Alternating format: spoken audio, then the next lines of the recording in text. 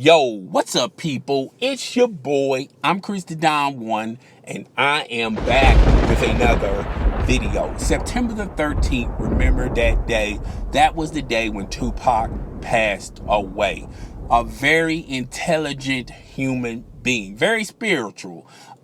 When I attended one of Tupac's concerts, it was one of my best concerts of all time.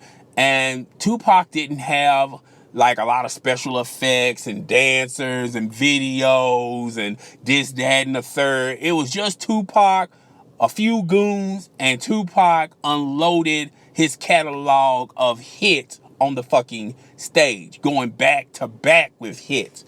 Now, Tupac was one of the greatest rappers of all time. Some have even put him as the second best rapper of all time, even though I can't pretty much put him that far down, but I can understand why people would. Some people prefer Biggie and Jay-Z. I think Tupac could smoke both of those cats, all right? Now, Tupac was a very stubborn human being, okay?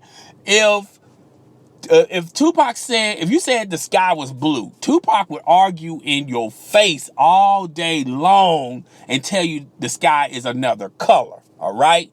That's how much he believed in his thoughts, okay? He really evolved his thoughts and his lyrics on a different plateau. Now, Tupac, yeah, he liked the money, he loved the fame, okay?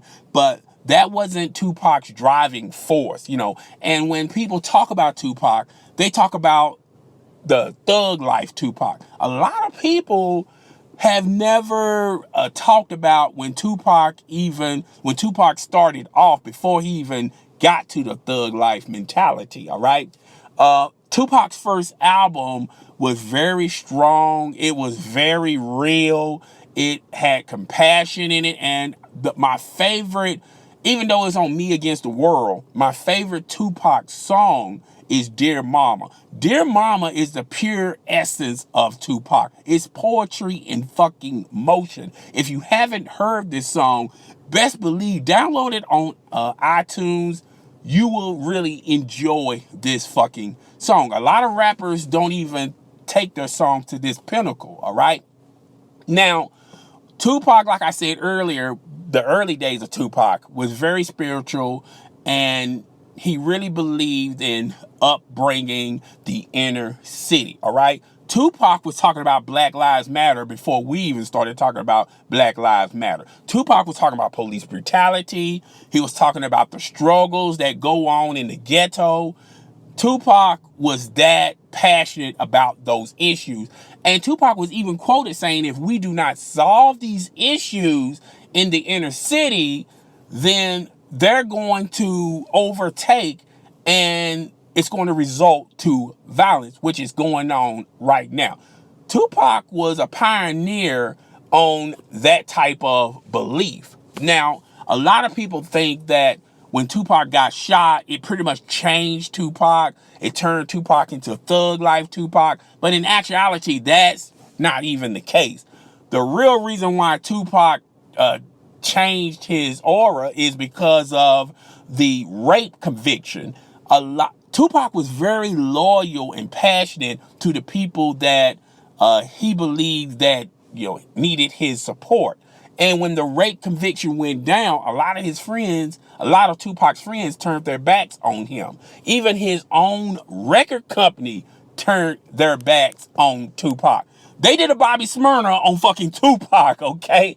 And that's when Tupac really, a lot of people think he devolved, but actually he evolved.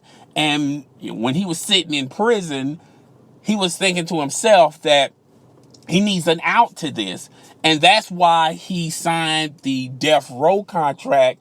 So not only Death Row was going to pay his bail, but also hire a defense team that can later dissolve these charges against Tupac, all right?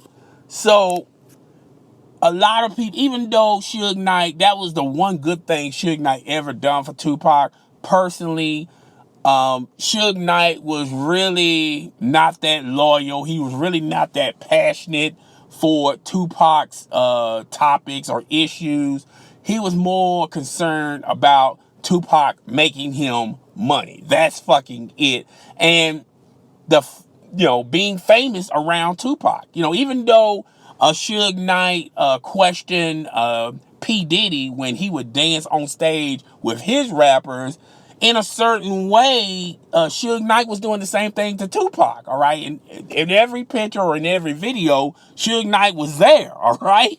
So, like calling the pot kettle black, that's pretty much the mentality Suge Knight was possessing with Tupac.